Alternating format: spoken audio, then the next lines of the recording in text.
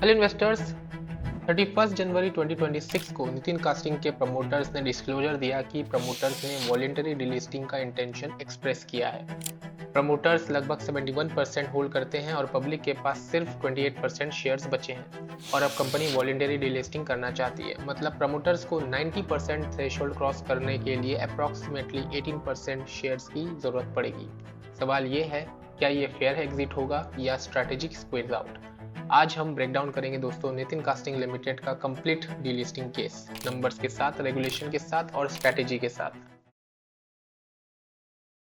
पहले जानते हैं दोस्तों प्रमोटर्स डीलिस्टिंग क्यों करना चाहती है। डॉक्यूमेंट के हिसाब से 3 मेजर रीजंस दिए गए हैं। पहला है full ownership and operational flexibility, दूसरा है पब्लिक शेयर होल्डर्स को लिक्विडिटी एग्जिट और तीसरा है कंप्लायंस कॉस्ट और लिस्टिंग बर्डन का कम करना।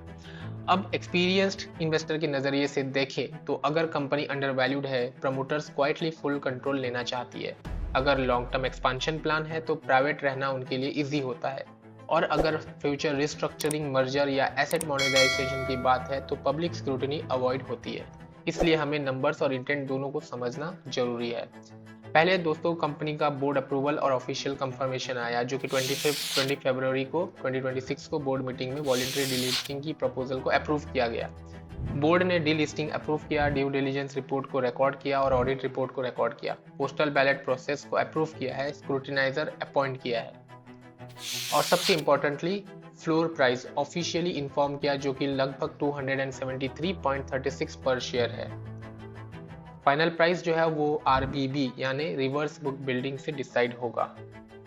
यहाँ पर दोस्तों जो टॉप शेयर होल्डर्स है वही हिडन पावर है। टॉप 25 पब्लिक शेयर होल्डर्स मिलकर अप्रॉक्सीमेटली 22.96% होल्ड करते हैं। सबसे बड़ा पब्लिक होल्डर दोस्तों पुनीत गोपीकिशन मखारिया जी हैं जिनके पास 11.86% शेयर्स है। सोचो अगर ये सिर्फ एक शेयर होल्डर स्ट्रैटेजिकली बीट करता है तो डिस्कवरी शिफ्ट हो सकती है। ये फ्रैगमेंटेड रिटेल केस नहीं है, यहाँ कॉन्सेंट्रेटेड होल्डिंग है। सबसे इंपॉर्टेंट ऑब्जर्वेशन ये है दोस्तों कि लास्ट 6 मंथ्स में प्रमोटर ने कोई भी शेयर सेल नहीं किया है। इनिशियल पब्लिक अनाउंसमेंट में प्रमोटर्स ने कंफर्म किया कि लास्ट 6 मंथ्स में कोई शेयर सेल नहीं किए गए हैं, जिसमें फ्रॉड और मैनिपुलेशन नहीं हुआ है या फाइनेंशियल अरेंजमेंट कोई प्लेस में नहीं है। ये एक एग्रेसिव इंटेंट का सिग्नल होता है। और ड्यू डिलिजेंस रिपोर्ट में मेंशन है प्रमोटर शेयर होल्डिंग में रिव्यू पीरियड में कोई चेंज नहीं हुआ, मतलब साइलेंट एक्यूमुलेशन भी उन्होंने नहीं किया है। जो फ्लोर प्राइस है दोस्तों वो लगभग 273.36 की है। इसका क्या मतलब होता है? फ्लोर प्राइस वैल्यूएशन रिपोर्ट के बेसिस पर फिक्स हुआ है, पर याद रखिए फ्लोर प्राइस जो है वो मिनिमम स्टार्टिंग एंकर होता है, ना कि फाइनल डिस्कवरी। जो फाइनल प्राइस होता है वो RBB डिस्कवरी के साथ ही किया जाता है। अभी दोस्तों प्रमोटर्स के पास ऑप्शन है, या तो डिस्कवर्ड प्राइस को एक्सेप्ट करे या रिजेक्ट करे या फिर काउंटर ऑफर दे। कंट्रोल उनके पास है, पर प्राइस नेगोशिएशन पब्लिक के हाथ में है। अब यहाँ रिटेल इन्वेस्टर को क्या करना चाहिए? यहाँ पर 3 सिनेरियो पॉसिबल है दोस्तों। पहला, पब्लिक फ्रैगमेंटेड बिडिंग करे, low price discovery promoters comfortably accept करेंगे। सिनेरियो 2, जहाँ पर top holders coordinated high bids करें जिसमें कि डिस्कवरी सिग्निफिकेंटली ऊपर जा सकती है। और सिनेरियो 3, थ्रेशोल्ड अचीव ही ना हो, डिलिस्टिंग फेल हो जाए। इस केस में की वेरिएबल है टॉप 25 शेयर होल्डर्स का बिहेवियर। एनेक्शल डाटा दिखाता है कि कुछ टॉप शेयर होल्डर्स ने नेट बाइंग भी करी है रिव्यू पीरियड में। यहाँ से आगे का टाइमलाइन दोस्तों कैसा होगा? पहला तो यह है कि अब नेक्स्ट स्टेप जो है वो पोस्टल बैलेट होगा जिसमें स्पेशल रेजोल्यूशन लिया जाएगा और पब्लिक वोट जो है इन फेवर में कम से कम 2x वोट्स अगेंस्ट आने चाहिए। BSE अप्रूवल होगा, डिटेल पब्लिक अनाउंसमेंट किया जाएगा, फिर RBB का विंडो ओपन किया जाएगा जो कि लगभग 5 वर्किंग डेज होता है। फिर प्राइस डिस्कवरी की जाएगी और एक्सेप्टेंस और काउंटर ऑफर किया जाएगा। प्रोसेस में अप्रॉक्सीमेटली यहाँ से 45 डेज से 60 डेज का टाइम लग सकता है दोस्तों। अब एक बहुत इंपॉर्टेंट बात यह है कि ऐसे टाइम पे सबसे बड़ा रिस्क प्राइस नहीं होता है, रिस्क होता है पैनिक। आप कोई भी पैनिक सेलिंग मत करिए, इमोशनल रिएक्शन मत दीजिए, फियर में अंडरकटिंग मत करिए, एक दूसरे को प्रेशर मत करिए। यहाँ सब हमारी बार्गेनिंग पावर कम करता है।